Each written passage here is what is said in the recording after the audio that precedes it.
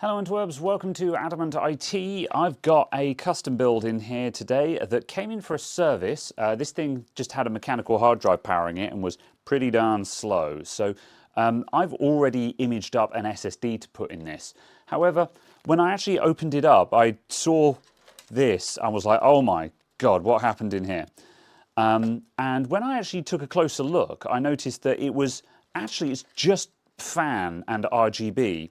So RGB haters in the comments, you know, get your typing fingers ready because this is gold for you, you know. So I saw that and I'm like, oh, let's sort that out. And the cable tidying around the back is, it's not as bad, but it's a little bit scrunched up. It's fine, you know, there's nothing inherently wrong with this, but we could improve this at the same time as relocating all of that fan spaghetti.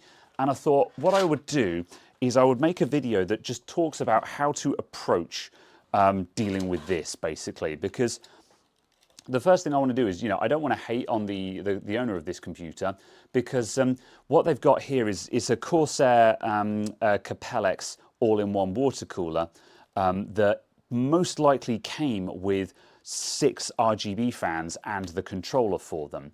And I have a similar setup to this. One of my demo PCs has the EK 360 Elite AIO, which again is a 360mm radiator that comes with 6 RGB fans and a controller for those fans.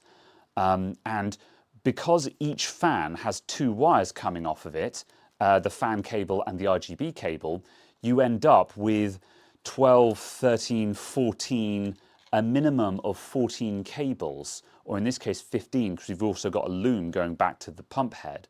So you've got 15 of these noodly wires going everywhere, and that's actually very daunting to deal with if you're not accustomed to dealing with it.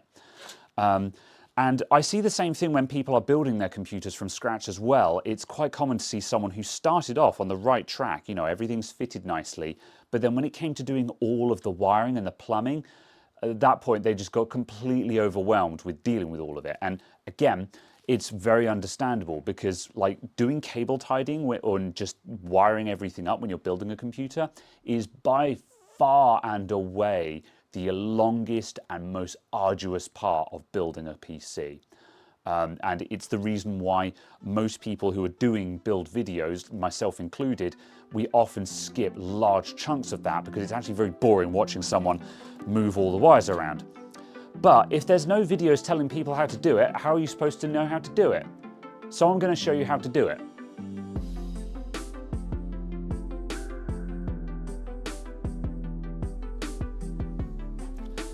So to start out with here, I'm just going to take everything out. There are a couple of things that I want to straighten out here. I want to rotate most of the fans around. This fan is actually pointing in the wrong direction. The airflow is in the wrong direction. And I think there might have been some method to that, but I'll explain why this is problematic in a moment. And just either way, sometimes if you want to make an omelette, you've got to break some eggs. Or failing that, if you want to clear out a garage, sometimes the first thing you've got to do is take everything out and then start sorting it. So I'm just going to cut all of these wire ties and cable ties that have been put on to try and get this under control. And I think the number of just random zip ties everywhere kind of alludes to why the person who fitted these fans just got a little way in and was just like, oh, and I don't blame them, like for reals. This kind of setup is pretty nightmarish.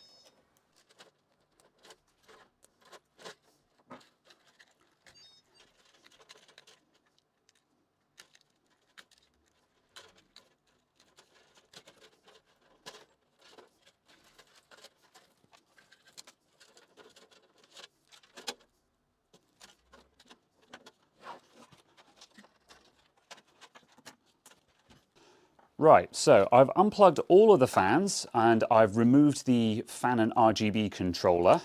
So I don't know exactly which model this is. Corsair have got too many different models of fan and RGB controller, but this is their 6-channel fan and 6-channel RGB hub. This is one of the good ones because this is a single box that does all of the things.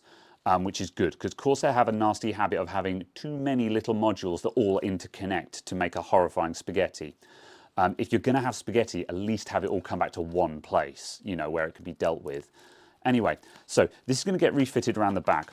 So I've also removed one of the fans just to do some demonstrations. So firstly, this fan was up the top and it was mounted in this orientation, so it was blowing into the case.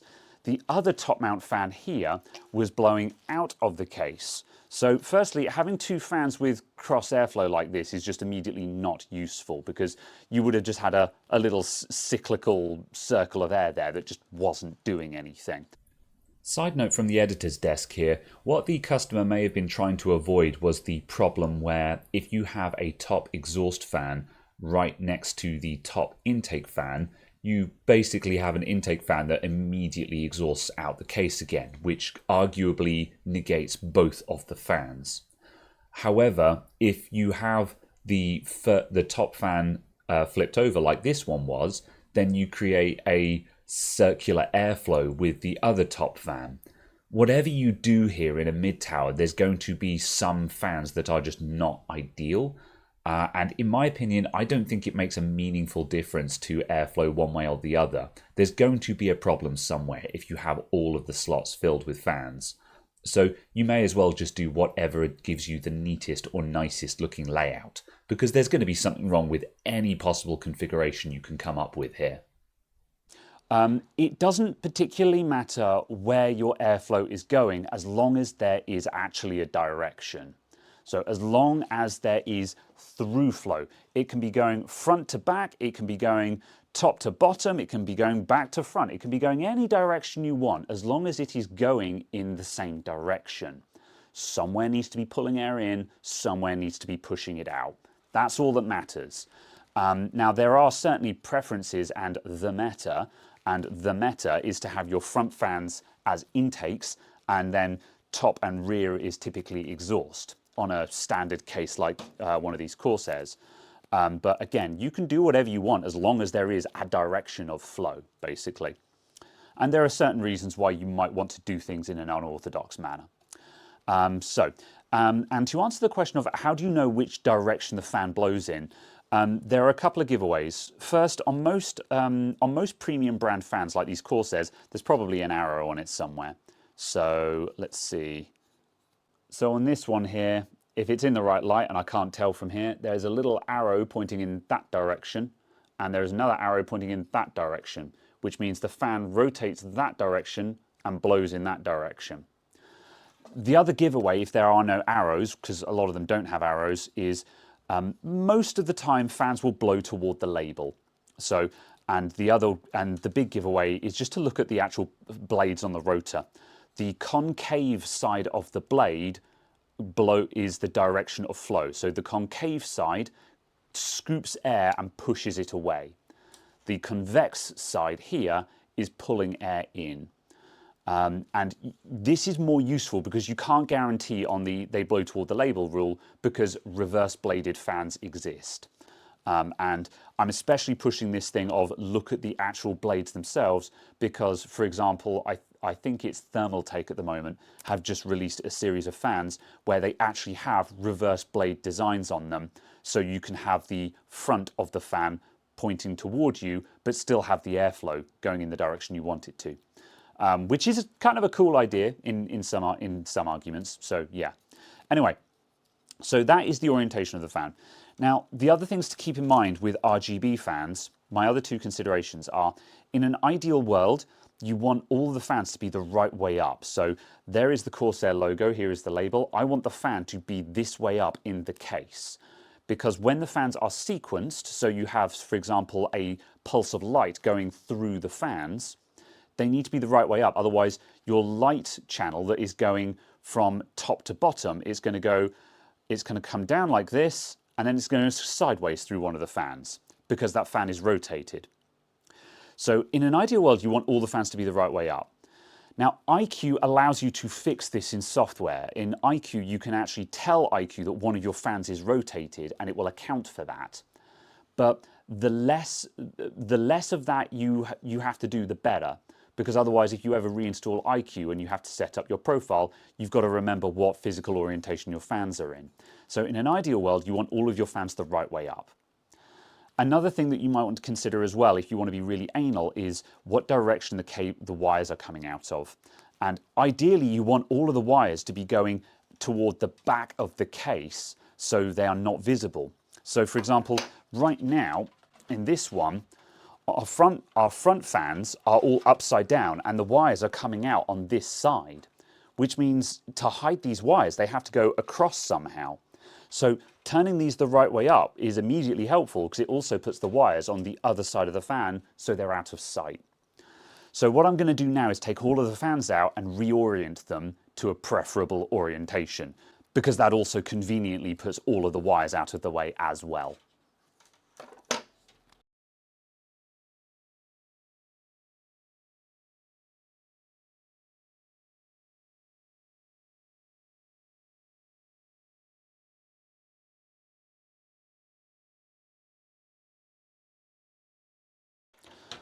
I was going to do this without removing the CPU cooler because it can be done. You just need to be a little bit patient. However, I thought, why am I doing this? It would actually be easier to just clean the thermal paste and put fresh stuff on. And it turns out that kind of needed doing on this anyway. So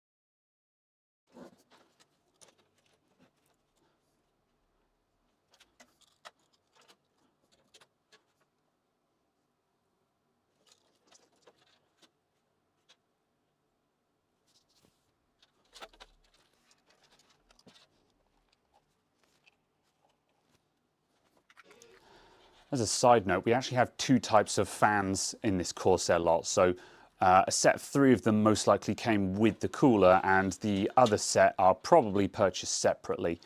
Or might have come with the case, who knows, doesn't matter. Anyway, one set of them has these cross blades and the other does not.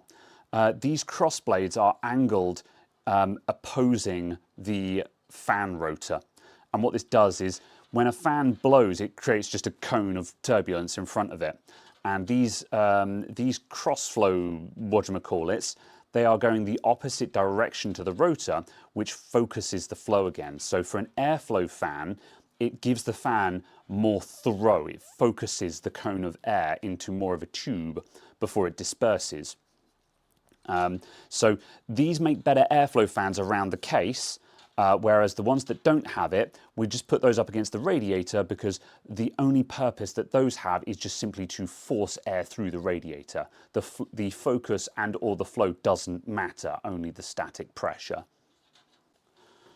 Right, I am 50 minutes into recording this video now. Hopefully the video is not actually going to be that long, but my record timer is on 50 minutes, and all I've done is take the fans out, turn them around, and put them back in again. So this gives you an idea that this is not a quick process. This will take you all afternoon to do, but that's kind of what it takes. It's not difficult, it's just long. However, the end results are worth it, so stay with me, everyone. I've got all the fans in. Now you'll notice that I've put the radiator fans in front of the radiator instead of behind. This is a stylistic choice. Personally, I think they look better on the front because when you're looking at your computer, you're probably going to have a 3/4 view look where you're seeing the front and left-hand side of it. So you're probably not seeing the back of the radiator, you're seeing the front of the computer and the back side of the inside. So I think having LED fans on the front looks nicer. In terms of performance, you can probably run benchmarks to see whether push or pull is better. Broadly speaking, it's not going to matter. As long as your fans get a good seal against the radiator, it's not going to matter. And any tests that people have run are probably circumstantial to the radiator, the fan, and the case that they're using, and should be taken with a grain of salt anyway. Suffice to say, the difference is not big enough that it's going to change your world. So do whatever looks nicest, basically. There's also going to be someone who's going to talk about whether the hoses should be at the top or the bottom. So this is a 360mm rad that goes all the way to the bottom of the case. So for this particular one, we don't have a choice. The hoses have to be at the top. However, that's fine. Ultimately, what matters is that the pump head is not the highest point of the entire loop, because all of the air is fundamentally going to gather at the top of the loop sooner or later. So you need that to not be the pump head. Everything else is secondary from that point. In a lot of computers, I've put it hoses top and hoses bottom. Every video I make, no matter what orientation I've put the cooler in, someone tells me I'm wrong. So don't come at me. I don't care. I have done this many, many times. It's fine. It's fine. Anyway, so we've got these all mounted up now. And all of our wires are now going to the back of the case instead of the front. So now I'm just going to thread all the wires through to the back of the case, so then we'll have all of that spaghetti coming out the back instead. So I'm going to poke everything through holes now.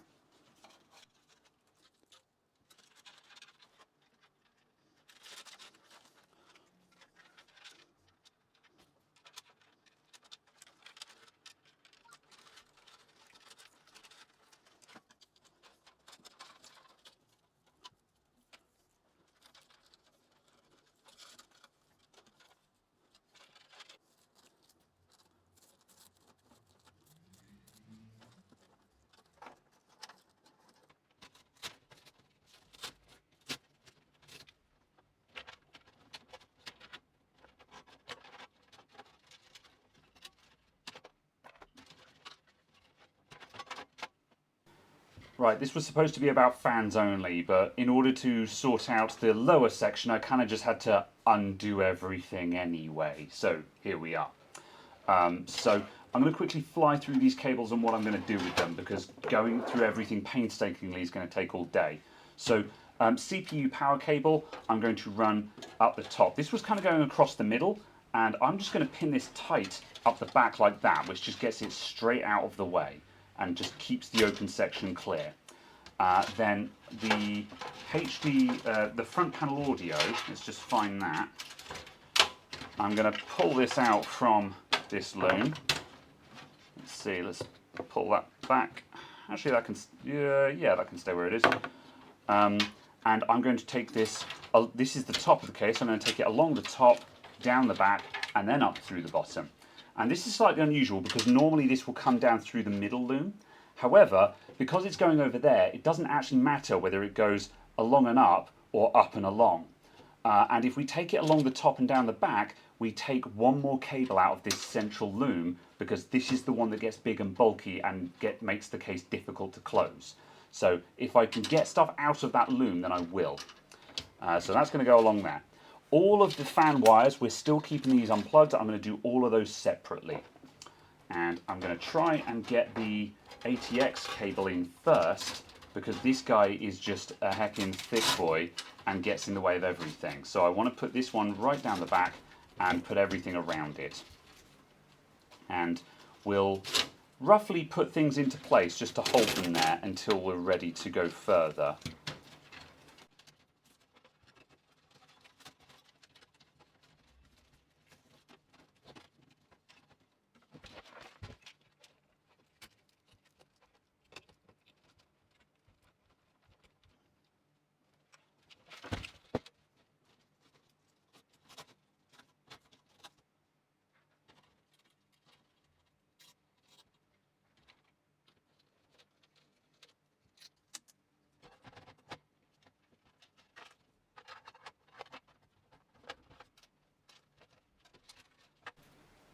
Now I'm going to get our other front panel stuff like the power reset LED, etc., and the front USB 3 plugged in.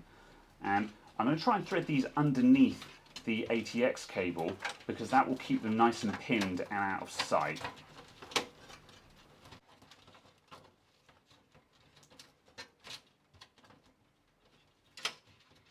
But I'm leaving some slack, because once we plug these in, I'm going to pull everything back up and fold it into this loom.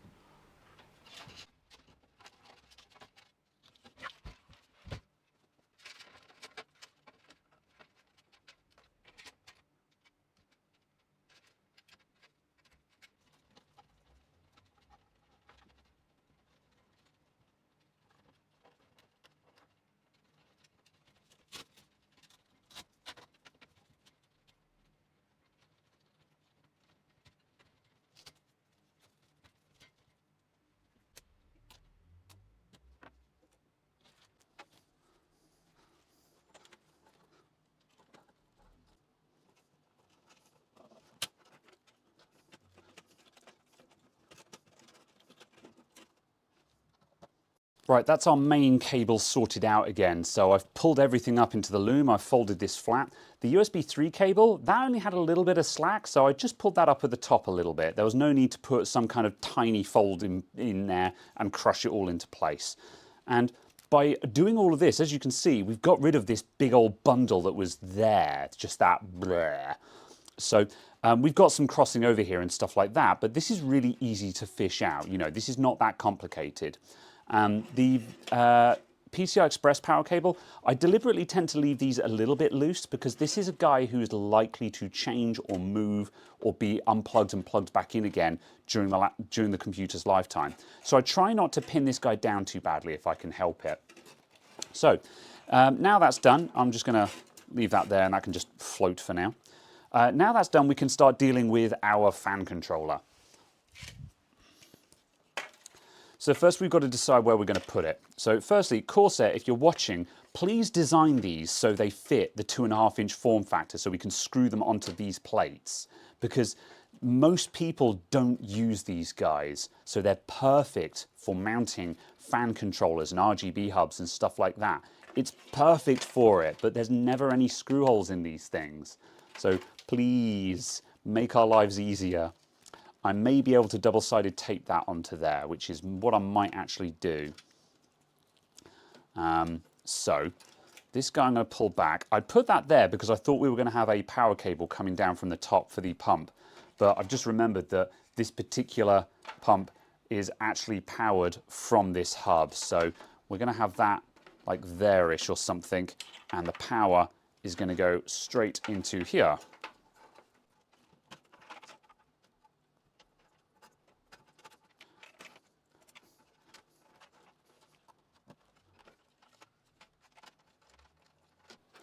So if I mounted that up just on here with some double-sided tape, I need to check the clearance for stuff. So all the fans are going to be able to reach over there. No problem. And we need to get the pump loom.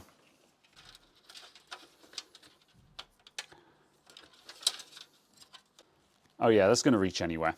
So another place we could also put this is over here. This case isn't particularly good for that because we've got a folded edge here, but there's often an open flat space in cases here that's a great place to put your fan controllers. So, however, I'm going to commit to that, I think. And then we can fold this guy up and have it go into there. So I'm going to try and stick this guy down. I've got some nice thick 3M tape here that is super high stickiness, and because it's fairly thick it can absorb some of these bumps, is my plan. So I'm going to put a bunch of that on the back of this.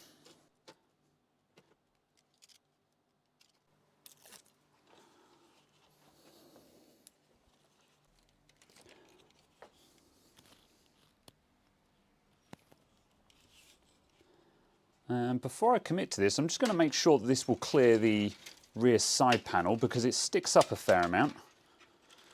There's usually more clearance than you think, but I'm going to double check. Yeah, no problem.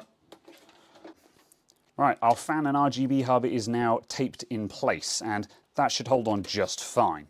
So now I'm going to start putting stuff into it.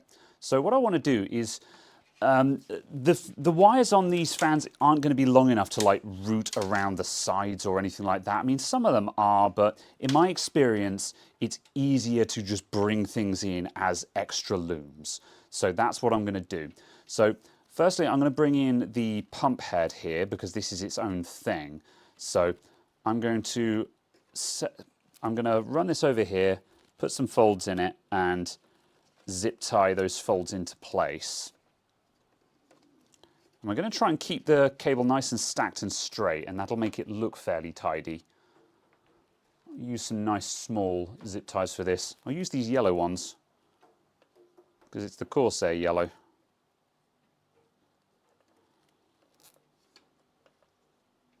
And now there are two strategies for dealing with the fans themselves. The usual strategy I go for is to separate out RGB and fan and run two separate looms.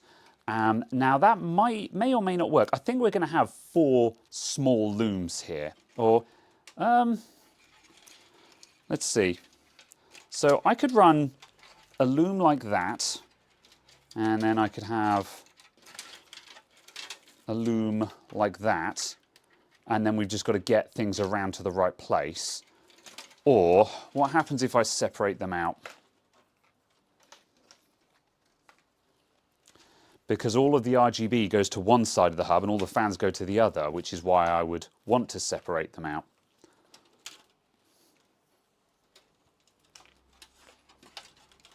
I think that's going to work better. Yeah. So what I'm doing now is I've got fans coming out here and here. So I'm going to bring these guys down to here and I'm going to zip tie them together.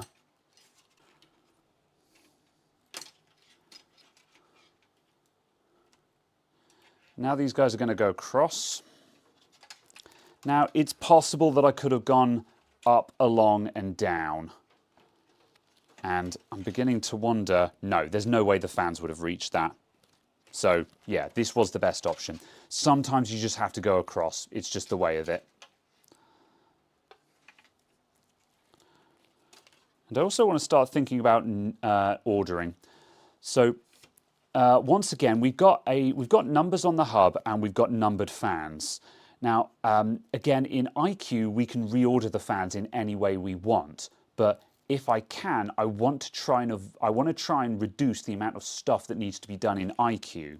So I'm going to try and plug all of the fans in sequentially, with 1 being the back fan and 6 being the front bottom fans, because the back fan is the top, and it's going to go 1, 2, 3, 4, 5, 6. So I'm going to start by just plugging these fans in the correct order. And what we may be able to do is then just sort everything out. Let's see. That's the middle. Knowing my luck, I'm going to get at least one of these wrong.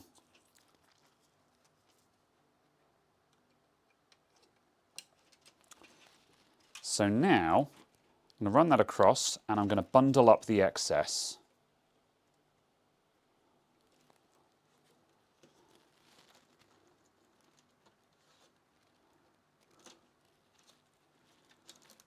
And I'm going to zip tie. Now these bundles are not going to be particularly elegant because just flat wire cables like this just aren't elegant, but this is simple stuff that we're doing here. This isn't super advanced, and it gives a good result.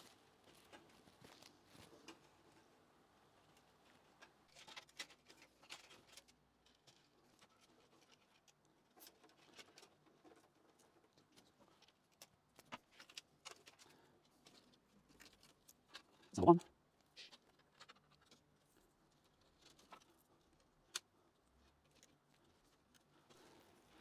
And once again, we'll just wind those up.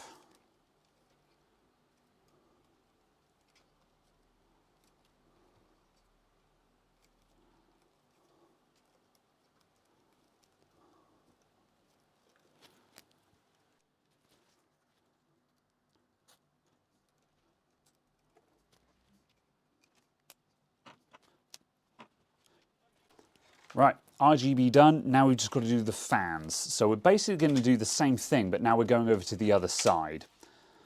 And this is going to make another bunch of cables that are, you know, crisscrossing around. But again, that's kind of just where we live. If you put 6 fans in your computer, you're going to have 6 fan wires to deal with. So I think we can come across at the same point here, which minimizes the look.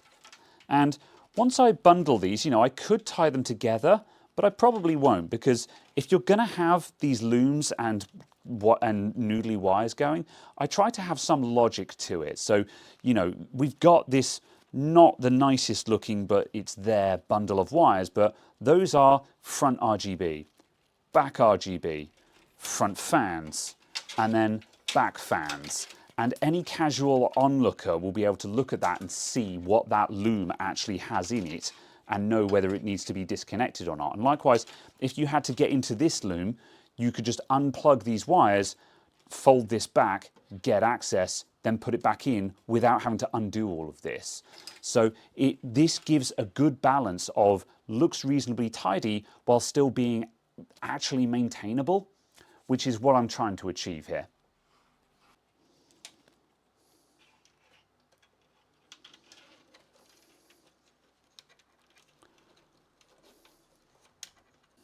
Right, and once again, I'm going to try and number the fans. However, I don't think the fans can be independently controlled in a meaningful manner in IQ, so I'm not going to worry if I get one of them wrong.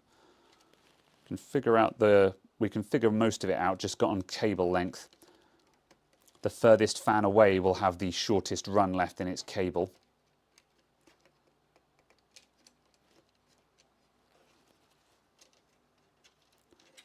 Now we'll just try and length match these.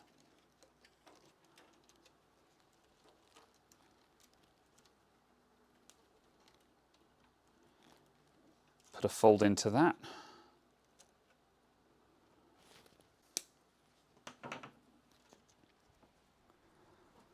And again, if we want to, we could agonize about unpinning this central loom and then trying to run these under the central loom if we wanted to, but I think that is diminishing returns personally.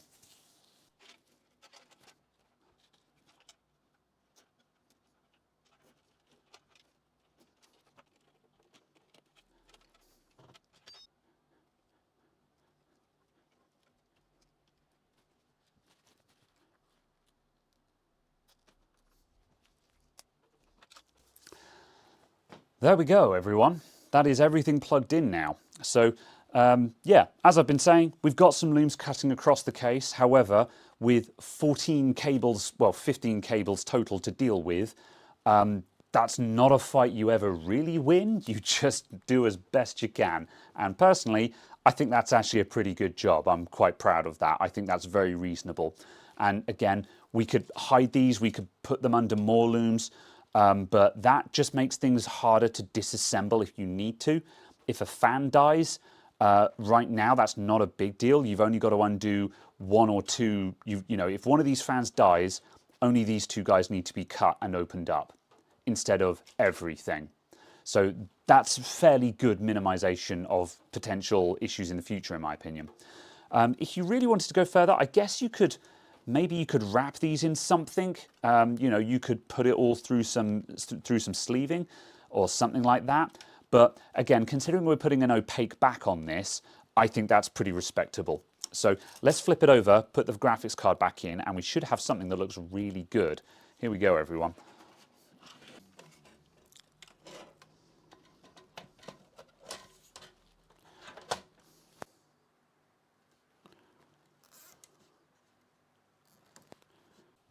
And if you get caught out by this problem here, where your water cooling hoses are poking on one of the fans, oh, that is actually clearing. However, what I will do anyway is a well-placed cable tie at the hoses here will just lock the hoses in place and just allow you to just pull them down slightly. So if I pull them down a little bit and then zip tie them together, because they can't slip against each other, that prevents them from moving back up again. And that ensures that that fan has clearance. And there we go, everyone. That is exactly the same amount of stuff that was in there when we started, except it's all gone. So there we have it, folks. I've just deliberately set the RGB to the color tunnel, I think it is. What's it called again? Color warp in IQ, because this demonstrates that we have all of the fans in sequence. This is a simple but sequenced RGB effect where the color wave is traveling through the fans, so you can see that we've got all of them nicely lined up and in order. Whereas if we plugged all the fans in out of order, we would have to change everything in IQ, and what we would find is that the color would jump about inside the case, which would not be correct. Whereas now everything is nice and neat. And yeah, I'm pretty happy with that result. So I hope you guys found that as interesting as a way on how to approach doing cable tidying. And remember, if you did your build a while ago and you couldn't get the cables right and it's always bothered you, it might be a good idea to just, you know, schedule an afternoon, take the PC apart, put it right. Thank you very much, everyone. I'll see you next time. Bye.